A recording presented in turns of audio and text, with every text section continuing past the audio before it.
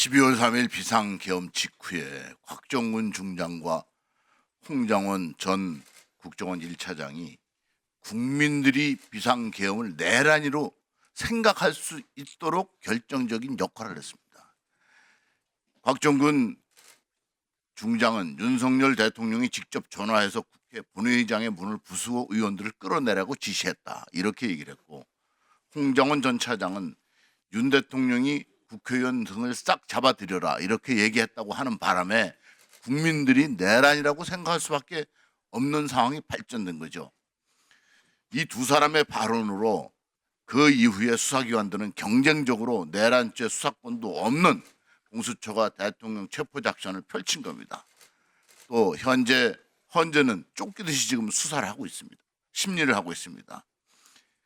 이진우 중장은 4일날 탄핵 심판 5차 변론 기일에 대통령의 국회 봉쇄 지시가 없었다고 증언했습니다.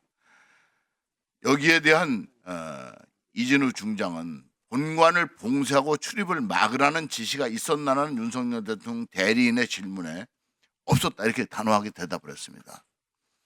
그리고 7107 우리 특임 단장님께서도 6차 변론 기일에 국회의원 체포 지시가 없었다고 증언을 했습니다.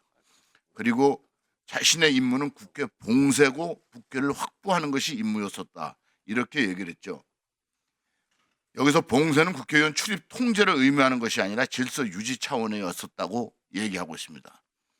그러면 우리 707 단장님이 그날 안기백 의원님을 복도에서 만났다 그랬죠. 네, 그렇습니다.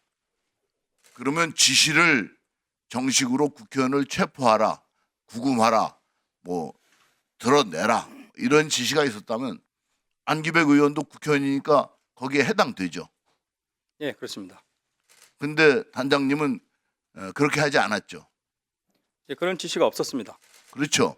바로 지시가 없었기 때문에 국회의원을 마주쳤고 했는데도 국회의원에 대해서 체포하거나 구금하거나 드러내지 않았다는 겁니다.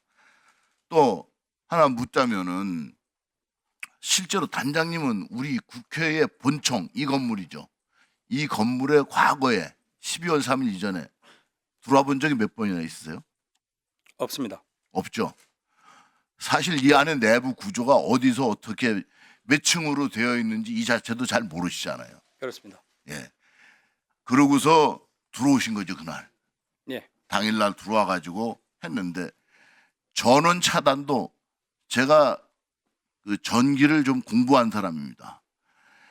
여기에는 비상 전원 시스템이 있어서 본래 기존에 쓰고 있는 시스템이 마비가 되거나 차단되거나 했으면 비상 시스템이 자동적으로 작동합니다. 비상 전원이 확보되어 있기 때문에.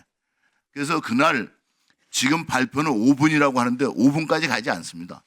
즉각적으로 재가동이 돼서 전원이 공급됩니다. 그래서 5분이라는 것도 제가 봐선 과장된 표현으로 보입니다. 또 지금 우리 단장님께서는 유리창을 이제 파괴한 거에 대해서 여러 가지 억측들이 있는데 유리창을 왜 부쉈죠? 유리창은 제가 정문에서 이제 몸싸움이 심해졌고 당시에 사람과 함께는 계속 전화가 울렸습니다. 근데 저도 문에 끼어 있는 상태로 전화를 못 받다가 전화를 받고 현재 이제 국민들과 몸싸움 심하다, 그래서 부상자가 발생할 수 있는 병력을 빼겠다 그랬더니 사령관께서도 국민이 안전이 최우선이니 병력을 빼라고 했습니다. 그리고 다른 루트를 찾아보라고 했습니다. 그래서 병력을 빼고 다른 루트를 찾는 과정에서 모든 창문이 잠겨 있어서 제가 지시해서 창문을 깨고 들어갔습니다. 그렇죠.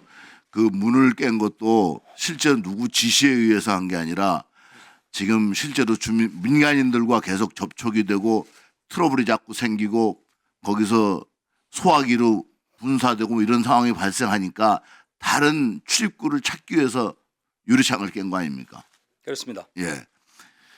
그래서 이것도 실제로 그날 군인들의 피해는 지금 얘기를 하지 않는데, 제가 알기로는 우리 특임단의 단원들도 제가 시계가 여러 명이 부서지고 막 했다는데 이게 하나의 군인들이 거꾸로 이제 당한 모습인데 시계가 몇 명이나 부서졌어요? 그 당시 저희 부대원들은 국회에 사람이 없는 줄 알았는데 정문에서 사람이 많은 걸 보고 깜짝 놀랐습니다. 그래서 제가 이제 임무를 준 게 벽면을 타고 이제 우리 국민들 한 명씩 밖으로 밀면서 정문을 봉쇄해 보자고 했습니다. 그래서 관련된 작전 배낭이나 탄통이나 식량 이런 것들은 다 내려두고 개인이 휴대해야 되는 장비와 이제 총기는 포함되어 있습니다. 그래서 복장 그대로 임무를 수행했는데 몸싸움이 심해지다 보니까 부대원들이 총도 보호해야 되고 그리고 이제 시민들 미는 것도 이제 힘으로 막아야 되고 하다 보니까 저희 인원들이 이제 개인 시계, 고가의 시계도 포함되어 있는데 개인 시계 24점이 완전히 박살이 났고 네. 개인 선글라스도 30점이 완전히 파손됐습니다. 예. 예, 그리고 신체 피해자도 나중에 확인 결과 18명이 있었습니다. 뭐 기타 군용물도 파손 38점과 분실 19점으로 확인했는데 기타 더 있을 수 있지만 현재 확인한 거는 거기까지입니다. 그렇다고 해서 우리 707 우리 장병들이 우리 여기 민간인에게 어떤 폭력을 가하거나 한 것이 있습니까?